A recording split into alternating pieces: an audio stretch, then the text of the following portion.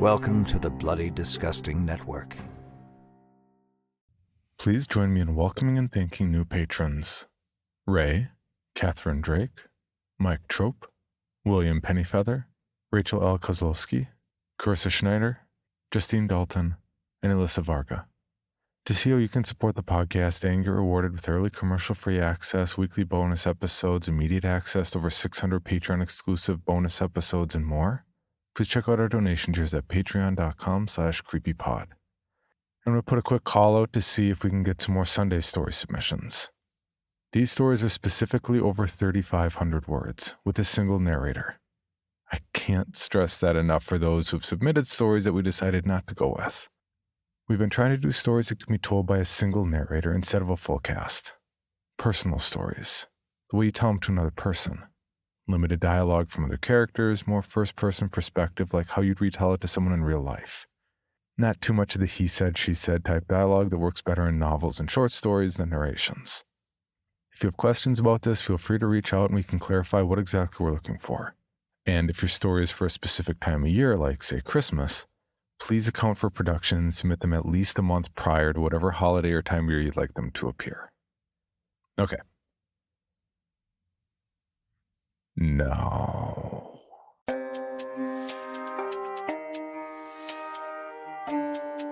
This is Creepy, a podcast dedicated to sharing the most famous, chilling, and disturbing creepypastas and urban legends in the world. Whether these stories truly happened or are simply fabrications is for you to decide. These stories may contain graphic depictions of violence and explicit language. Listener discretion is advised.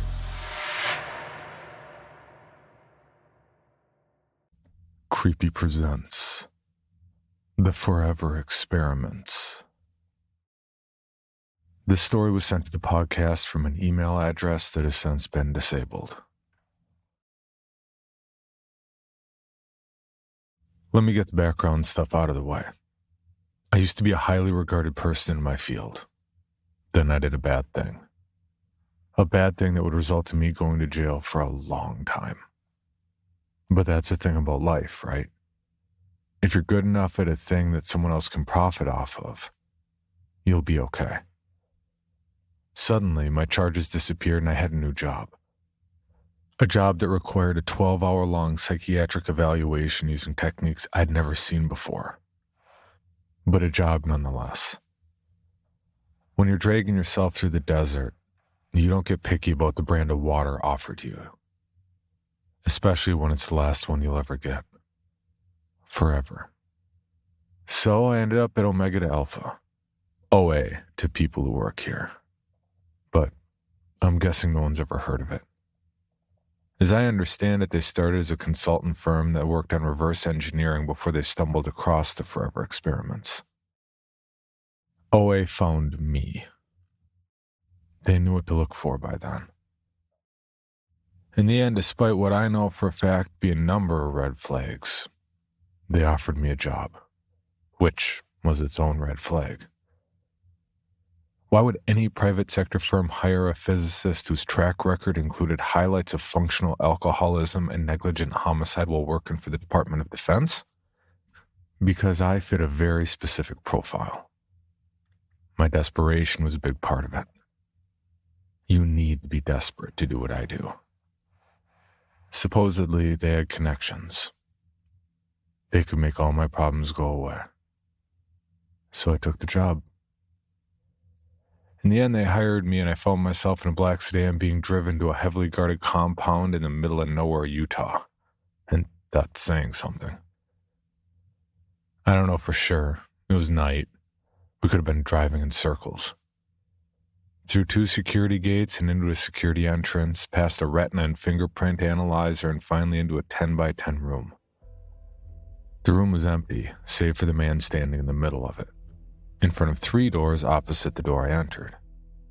He looked to be about 40 with a buzzed haircut, a few days of stubble on his jaw that was probably just his style, and a suit that didn't particularly fit him well. The door closed behind me.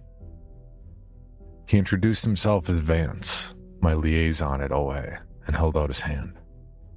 I stepped forward and shook it, looking over his shoulder to the 3 doors. Vance stood there silently for a moment before reaching into his pocket and pulling out a small pack of spearmint gum.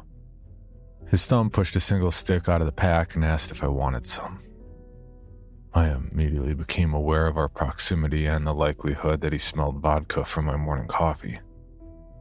I took the stick and nodded my thanks. He put the pack away and told me to step through the door to get started. I looked at him for a moment. He said the words like I was supposed to know what kind of research he wanted me to do. All I had to go on was the assumption that I'd been recruited because of my work with the DoD and the G-Force research I was doing with the Air Force. Then it occurred to me.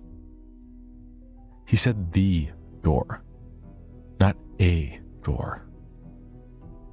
When I asked him which door, he just grinned softly and said whichever door I'd like.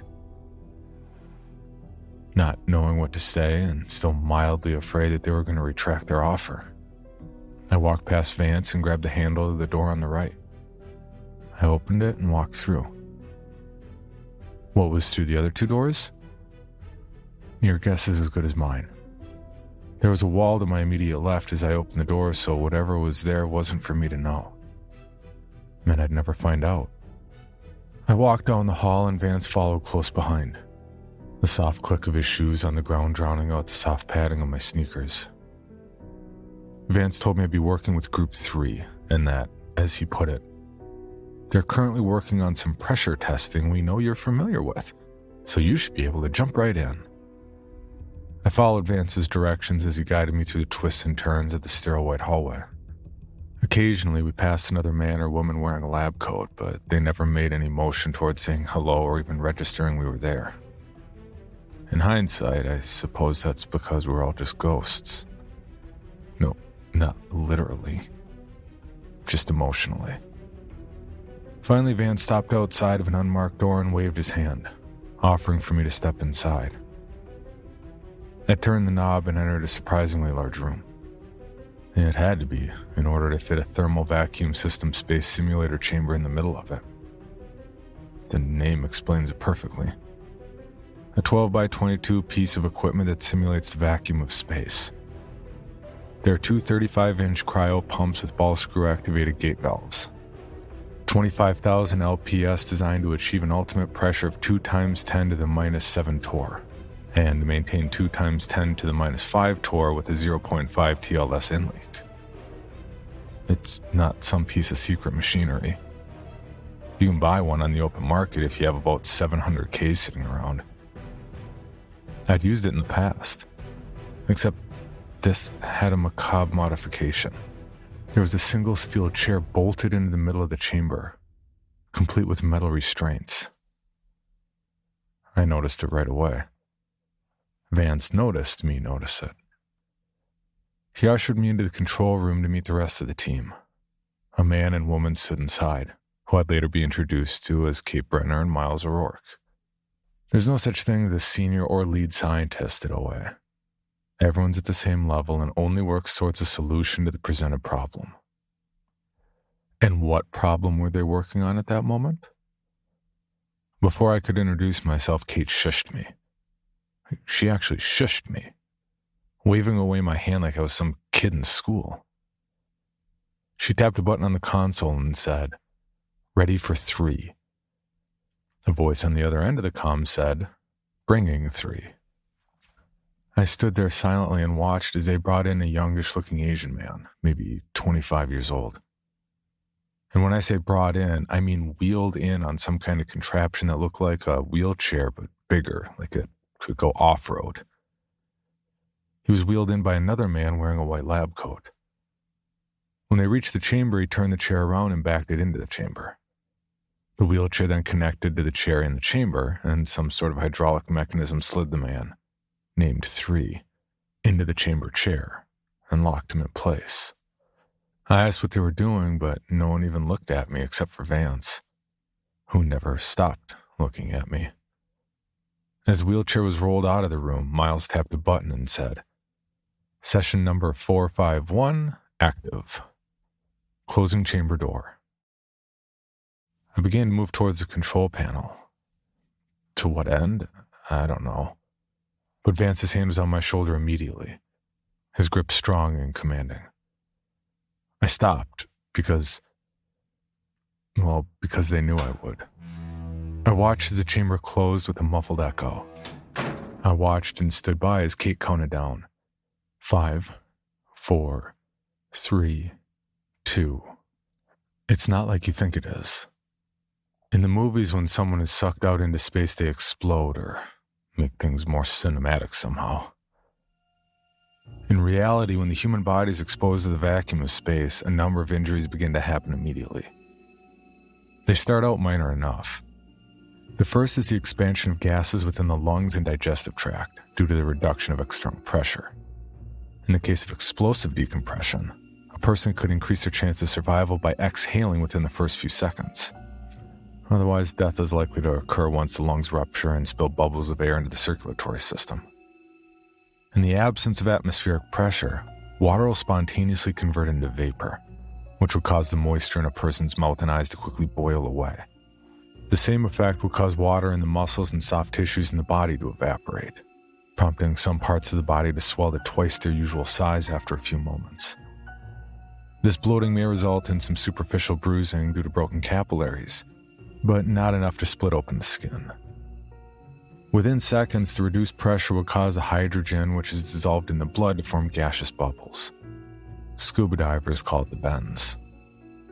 After about 10 seconds, a person will experience loss of vision and impaired judgment, and the cooling effect of evaporation will lower the temperature in the person's mouth and nose to near freezing. Unconsciousness and convulsions would follow several seconds later, and a blue discoloration of the skin called cyanosis would become evident. At this point, the person would be floating in a blue, bloated, unresponsive stupor. But their brain would remain undamaged and their heart would continue to beat. If pressurized oxygen is administered within about 1.5 minutes, a person in such a state is likely to make a complete recovery with only minor injuries, though the hypoxia-induced blindness may not pass for some time. Without intervention in those first 90 seconds, the blood pressure would fall sufficiently that the blood itself would begin to boil, and the heart would stop beating. There are no recorded instances of successful resuscitation beyond that threshold. No official record, that is. Welcome to OA. All those things I just mentioned happened to 3. His mouth opened in a scream that had nowhere to go, and the chamber was kept on for 5 minutes as I stood in horror, visibly shaking at what had just occurred, hoping that it was some kind of prank that I would in no way ever understand. When the chamber door was open, we could fully see the blue and bloated corpse of 3 slouched as much as his imprisoning chair would allow. Lifeless. I threw up. Vance ushered me towards the bathroom to clean myself up, then back into the hallway where I couldn't find the words to yell. All I could do was repeat a single word. Why? Why what? Vance said in a genuine tone. Why did you kill that man? I asked, the bile still burning the back of my throat. He told me I didn't understand, that what we were doing is singularly unique and the results change the flow of history. By murdering people, evidently, I pointed out. Vance took out his phone and texted someone. He took me back into the hall and waited less than a minute for a door to open and the wheelchair to appear. It was a youngish Asian man, maybe 25. I know it's a racist thing to say, but I couldn't be sure if he looked a lot like 3 or was 3. I mean, it was impossible. It had to be some kind of trick, but I couldn't manage a coherent sentence. Long story short, yes, it was 3. At that moment, what is there to say? What would you say? Actually, I can answer that. If you'd say anything, you wouldn't be where I was standing. They wouldn't want you. They wanted me. They wanted someone so lost or trapped or afraid that they would be part of the forever experiments. Vance led me to a small meeting room and sat me down, handing me a bottle of water. I shook my head. He set the bottle down and pulled a silver flask from his suit coat, unscrewing the top and held it in front of my face. I stared at it for a moment before grabbing it and taking a pull without even smelling it. It was vodka. And my brand. Then Vance sat down and gave me the history of OA. I'll save you the unnecessary sales pitch and give you the abridged version. About 25 years ago, OA made a move to get involved with human testing of pharmaceutical drugs. It was a pretty big stretch considering their engineering background, but the dollar signs were there. 5 or so years into their testing, they came across a participant that changed what they did. He was African American, claimed to be about 40, looked closer to 20. He had no personal history of illness. He was just down on his luck and signed up for a round of testing for the money. The fact that they ever discovered who he was a fluke. See, the drug they were testing at the time had gone through all the required stages of testing before it got to human. But somewhere along the way, something was either fudged, bribed, or just downright done wrong. And the batch of drugs they were testing was tainted. Of the 6 people in the testing round, 5 died. Only 1 survived with no ill effects. He would later go on to be classified by the name 1, the only name he would ever know again. Vance said that 1 had a very peculiar anomaly on the genetic level that they were as of yet unable to simulate. They were, however, able to track down 5 other individuals with the same anomaly. They are the basis of our testing. In fact, they're the only humans we perform our testing on. We call them the Forevers. Saving the prolonged back and forth of me saying that I watched the man, 3, die, and Vance agreeing that yes, that was what I'd seen. He moved on to the how part. Frankly, we don't know. His body and the bodies of the others have the ability to spontaneously regenerate lost tissue. They can die, and then their body brings them back to life. For Vance, we've done more than I could possibly imagine to kill them at this point. When I asked why we would try to kill them when the Forevers could potentially be the answer for every known disease, Vance just rolled his eyes. He held up 2 fingers. First, we aren't trying to kill them, at least not anymore. We use them to test the limits of the human body to ensure that the general population has the most cutting-edge research. Then, he added under his breath, to the people willing to pay for the information. We are a private company, after all. And second, to this day, we can't simulate what they do or who they are. And we're trying. So no, they aren't the cure to any diseases or illnesses. But that doesn't make them worthless now, does it? The scientific part of my brain, the part that still functioned and that I hadn't killed off with booze, refused to accept the words. No, it's not possible. He typed something else into the panel and a picture appeared. It was research footage. I sat there and watched over and over and over again as the 6 Forevers were killed, shot, stabbed, burned, detonated, and much, much worse. I watched as somehow the remaining tissue from the explosion began to regenerate. Per Vance, the process is much faster if you put the remaining tissue in close proximity, or ideally a pile. It can take days, depending on the blast radius, but eventually it will reform. What happens if you don't? I asked. Put it together, I mean. Vance smiled. I think he liked that I was participating, and pressed another button explaining that for all intents and purposes, the Forevers are tied to their own atoms, and that those atoms will find each other as long as they're allowed to. A video turned on what I can only call a medieval experiment, where a Forever I'd later call 5 stood in the middle of a room when a door lowered, instantly bisecting them like a guillotine dropping and splitting her in half. The 2 halves respectively collapsed on their individual sides. They remained motionless for about 30 seconds. before each side started to twitch and move, jerking toward the divider, toward each other. My stomach turned as each half, almost like a slug, pushed and crawled up the wall. I stared in horror as the two halves managed to make it to standing, perfectly in line with the other half, but divided by a wall. Their eyes, though. The eyes moved independently, spinning wildly in their sockets. If there was sound, Vance didn't have it turned on, but I can only imagine the sounds of anguish coming from it. He turned off the video and said as soon as the wall was raised, the two halves started to reform, with some minor psychological damage. Since then, 5 was being used to test concussions and extensive brain damage. He claimed their minds seemed impervious to lasting trauma and psychological damage, that they seemed resigned to an almost trance-like state since being brought to OA. Like they were waiting for something. If it wasn't so disgusting, it might almost be funny. I think Vance saw that I'd had enough and he asked me if I was ready to get to work. What if I said no? What if I said no? I have no idea.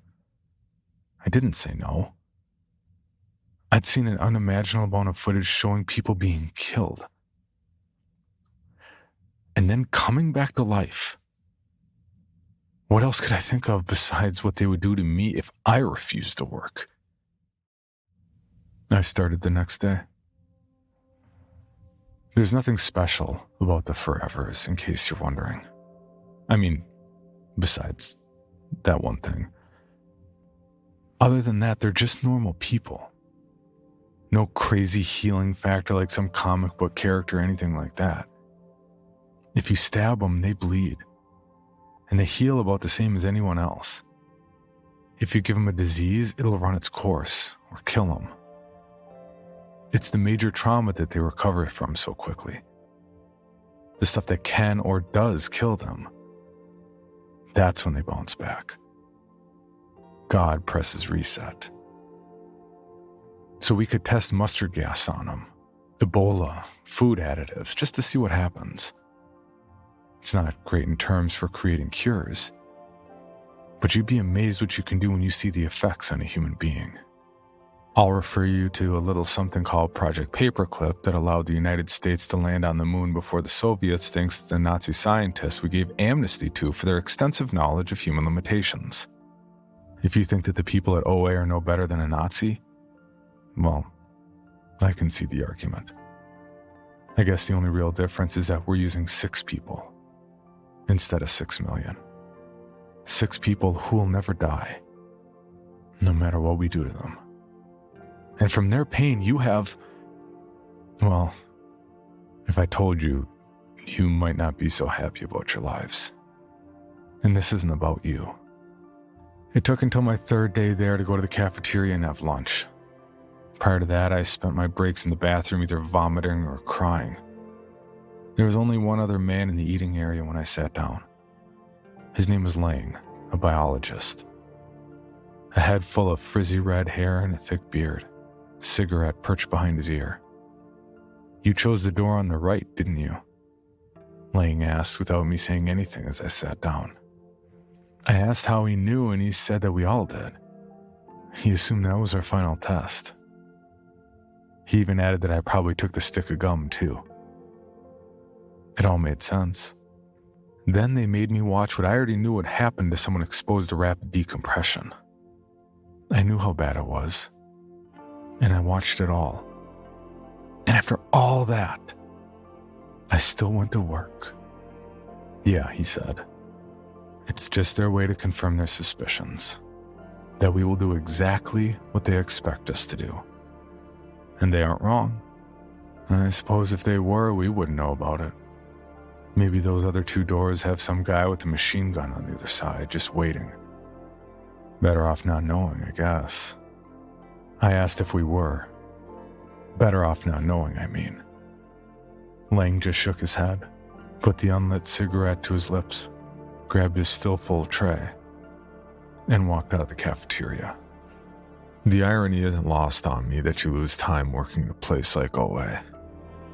The days just go by. The work gets done, the reports get written.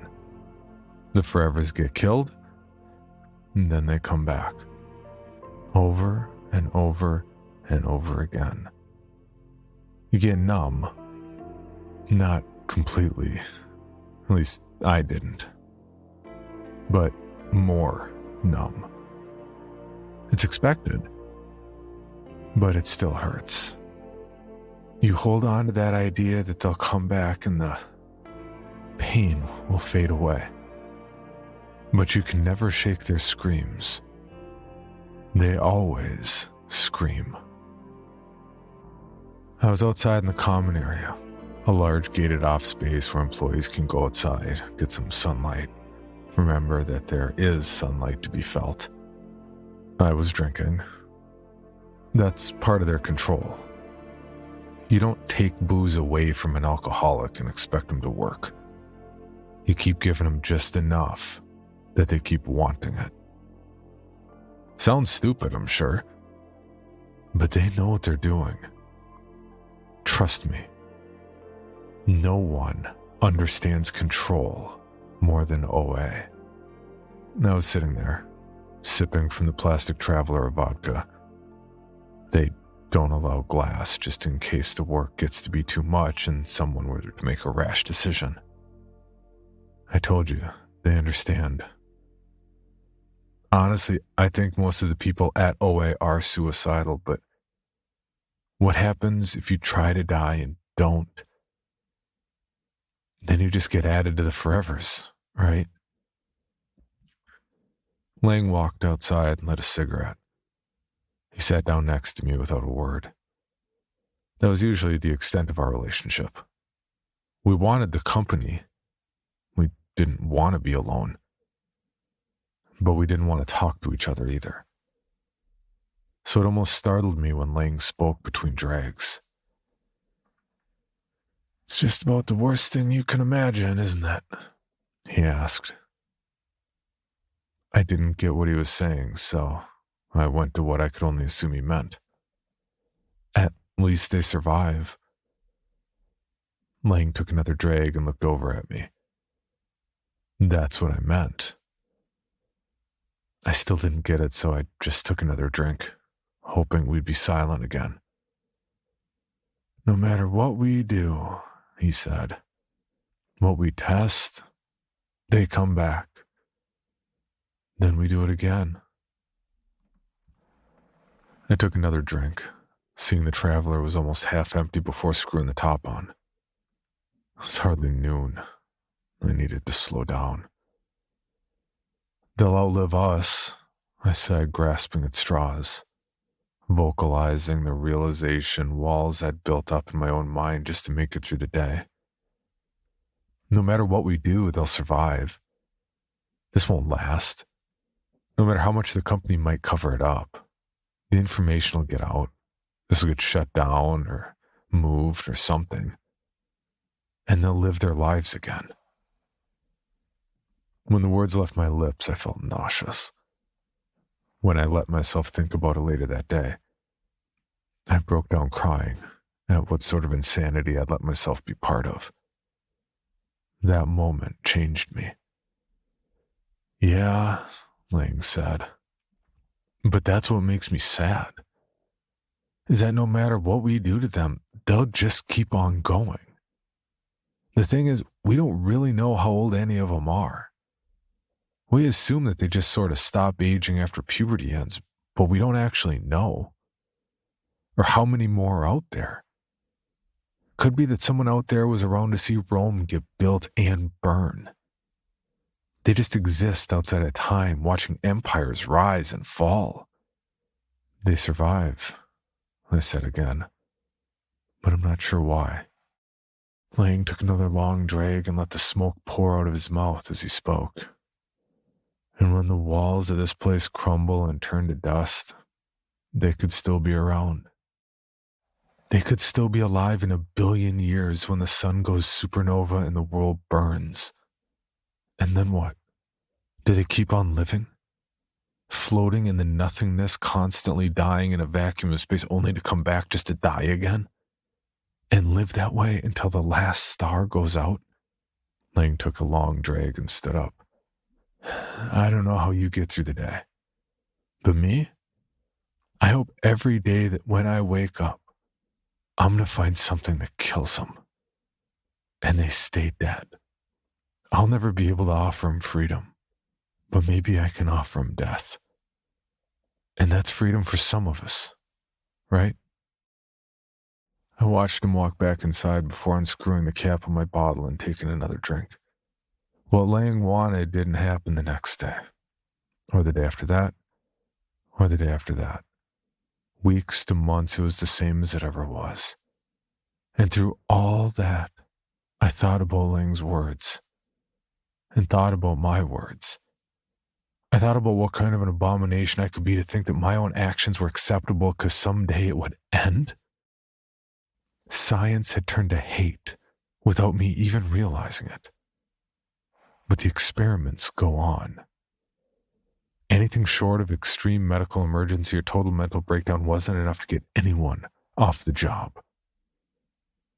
Despite my drinking, I just couldn't manage to drink enough for it to finally kill me.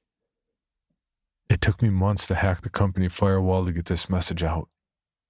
Even then, I'm afraid for this to be anywhere other than the deepest corners of the net, past where they can see and make things disappear, where they can't find them. But maybe someone can. Someone who wants to help. I can't do this anymore. But despite their willingness to kill the Forevers over and over, they aren't so generous with the employees. No sharp corners. Nothing but plastic and safety glass. Even my trailers get taken every day, so I can't hoard them. They take Lang's lighters every night, too. You know how inmates escape prison? Time. It took time for me to get the process normalized enough that they wouldn't notice the occasional missing cap to my bottles. Caps I used to slowly hoard the tiny residual amounts of lighter fluid from Lang's discarded lighters. Caps that melt. Time and pressure. Melted plastic cools hard. Prisoners make shivs to hurt others. I made one to end my experiments. And in some poetic irony, thanks to the experiments, I know the most efficient method to exsanguinate a body. I'll be dead before they find me. But before that, I want everyone to know the Forevers exist. They are not numbers. It took a long time, but I found out their names. They have names. They're people. Number 1 is Jerome. Number 2 is Christine. Number 3 is Han. Number 4 is Joe. Number 5 is Petra. And number 6 is Dakasha. They are alive. If you're looking for your loved ones, they might be here. Surviving. Please find them. That's all. When I did what I'm about to do to myself, to number 2, to Christine, she had this dull, expectant look. Still, I could see the pain. But I don't think it hurt her to die nearly as much as it hurt her to think that she would come back. Personally, I hope what I'm about to do hurts. I'm so sorry.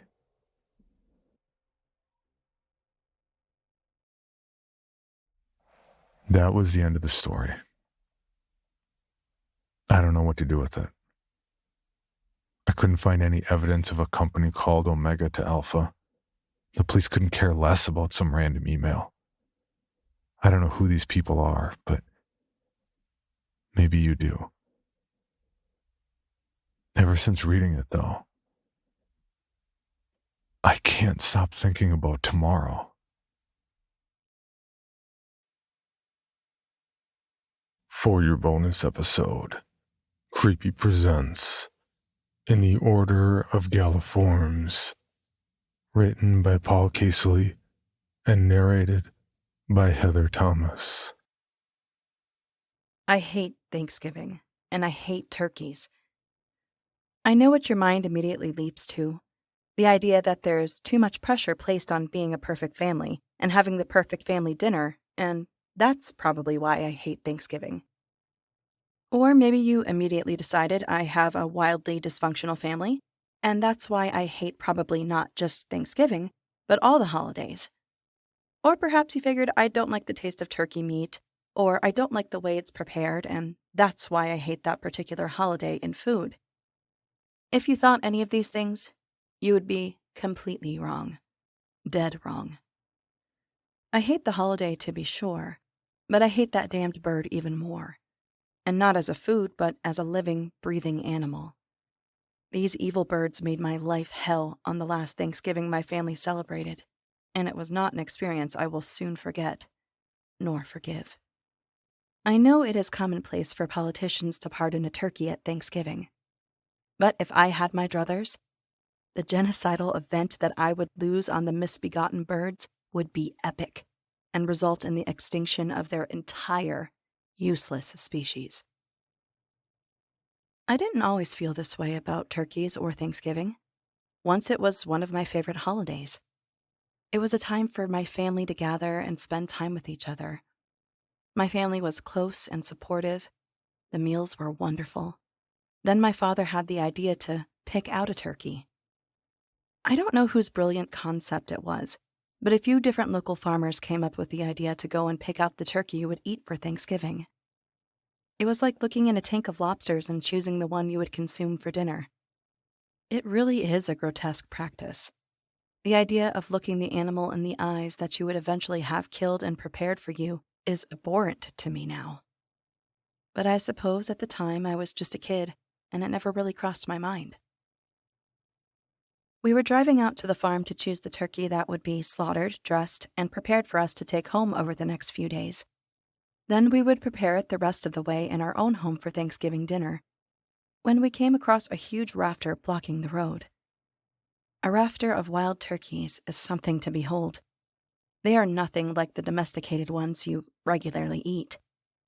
These birds can fly up to 90 kilometers an hour and can run up to 40 kilometers an hour. They are graced with talons and very sharp beaks. Turkeys are omnivores, so when you tuck into your Thanksgiving meal, you are consuming something that not only eats grains, but also meat of various kinds. As a result of this fact, the wild variety of turkey are skilled hunters and will fight fiercely to defend themselves and their young.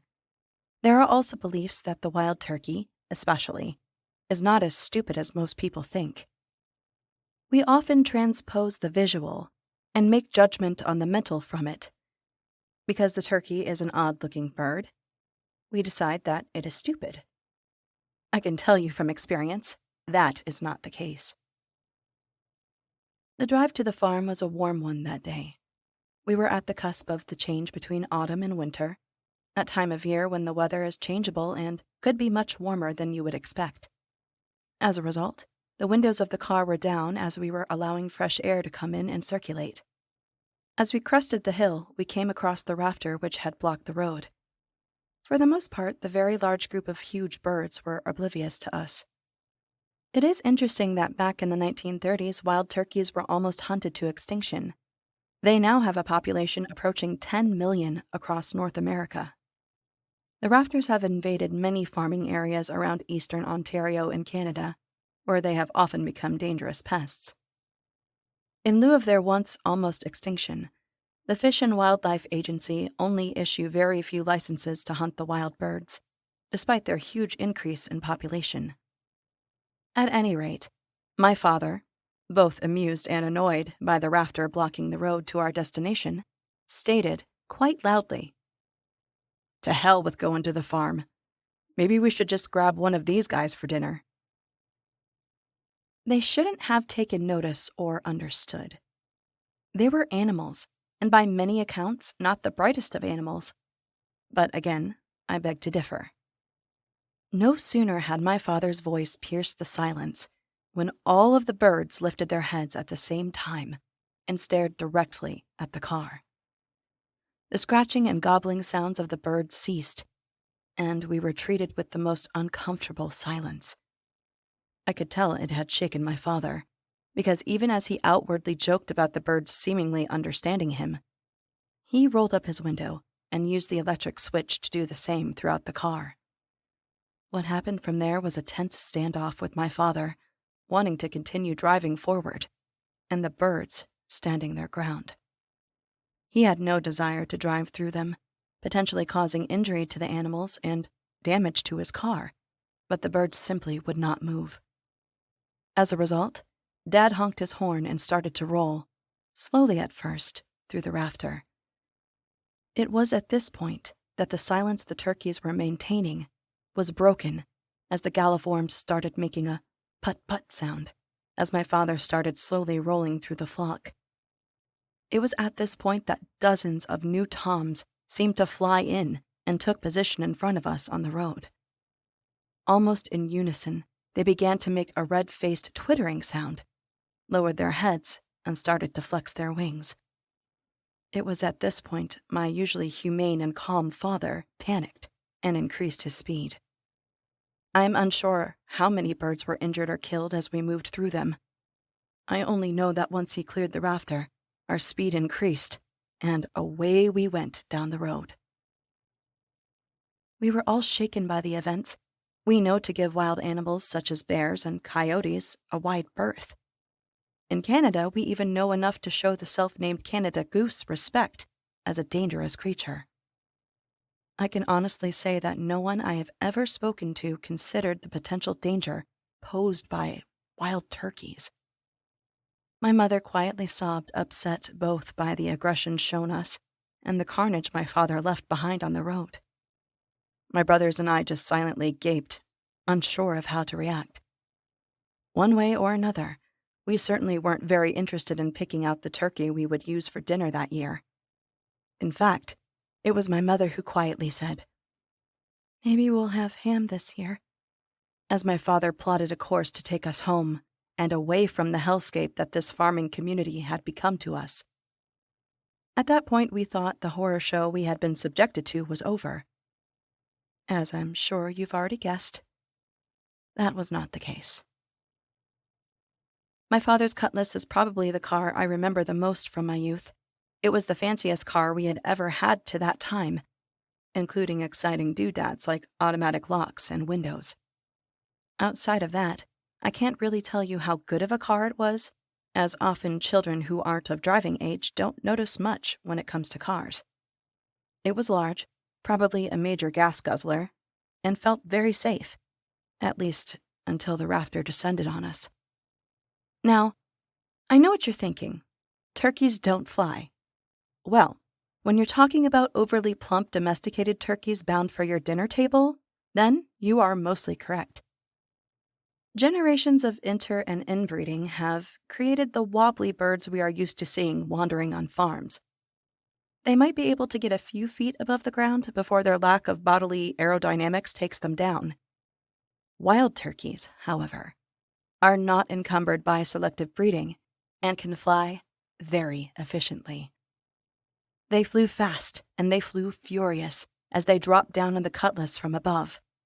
We felt every one of their about 20-pound bodies landing. We could also hear them tearing at the vinyl on top of the car. I could see their claws and beaks. I would learn later that turkeys are actually descendants of velociraptors. You know, the smart and deadly little dinosaurs from those Jurassic movies? Apparently, the wishbone of the bird is a remnant of that dinosaur lineage. Now, 45 million years separate the bird from its murderous cousin. But still some genetic behaviors do remain. As the bloodthirsty birds tore into the car, my father panicked anew. Looking back on it, this was probably a fair reaction to a flock of hitherto comic-looking and benign animals that we regularly ate as food, attacking us. As a result of his resurgent loss of composure, he slammed on the brakes suddenly while we were traveling about 80 kilometers an hour. The result was immediate and catastrophic, as both my parents shot forward and slammed their heads into the pre-safety measures dashboard. The force of the impact rendered my father immediately unconscious, while my mother suffered a gout of blood running down her forehead.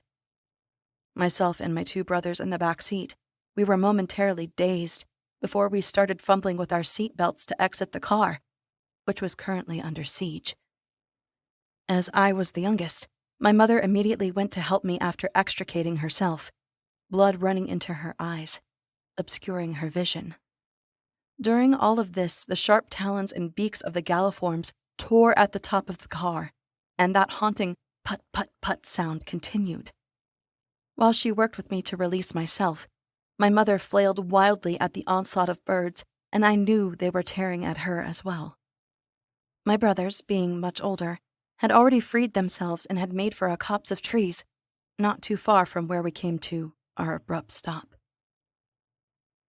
Soon my mother and I exited the car, all while she was beating at one of the large and nasty birds that had alighted on her and was attacking her.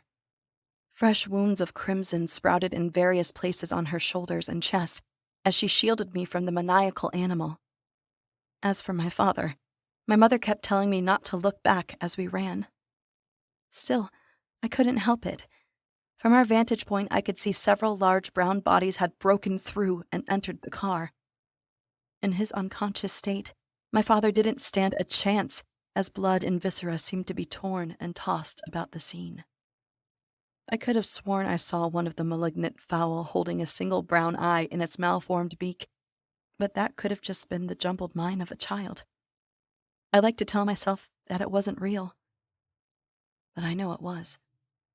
I also knew that our own trials weren't done yet as we ran to join my brothers. I could hear that accursed put-put sound behind us, and the sky was full with the sound of their flapping wings. There was an immediate change from the bright autumnal light to the shadows that only a canopy of trees can create. The result was an ill-boding gloom that now covered what was left of my family. This twilight effect was enhanced by the sounds of the murderous birds advancing on our location. We took small comfort that the trees would slow down their advance and mean they could not as effectively nor quickly fly after us. At this point, we were all sobbing, my older brother and myself scared almost beyond reason, and my mother bloody. All of us were mourning the loss of father. But that couldn't be the single most important thing at the moment, survival coming to the fore. It was while we worked deeper into what turned out to be more a forest than just a small ribbon of green, we started to notice the birds closing on us again. Currently, scientists believe that the fastest a human being can achieve running is 30 kilometers an hour. Our fastest sprinter attained 27.5 kilometers an hour for a very short duration. Most healthy adult humans run between 10 and 15. Compared to us, those birds with a top running speed of 40 kilometers per hour were damned fast. We only had one logical response to try and escape their attack: run into different directions. While there were more than enough of the galliforms to easily chase us down, we hoped that by thinning their numbers on each of us, it would make the attack less severe and potentially facilitate our survival. And so we took off in 3 different directions, my older brothers running off separately, and me still hand in hand with my mother. As we ran, there were several things about wild turkeys that we didn't know that could have aided in our escape. It turns out these birds are a true predatory species, and as a result, their eyesight is unbelievably good. What do I mean by unbelievably good? A wild turkey has vision that is 3 times better than human 20/20 eyesight, and it also has peripheral vision that grants a field of view of 270 degrees. As long as we were in sight of the feathered monsters, we would never get away. I've also learned since that their hearing can detect distant sounds much better than humans. The area that the galliform falls down it has a lousy sense of smell. This meant if we could find a way to hide that broke the line of sight with the birds, we might be able to escape.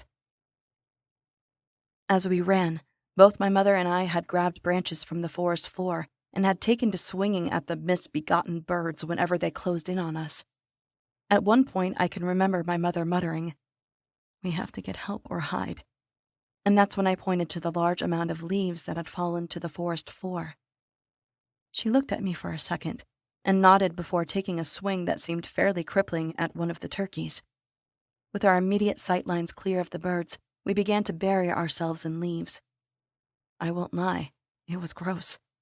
If anyone has ever done this, they know that any number of insects and creepy crawlies exist in the fallen leaves during autumn. The leaves themselves are an ecosystem.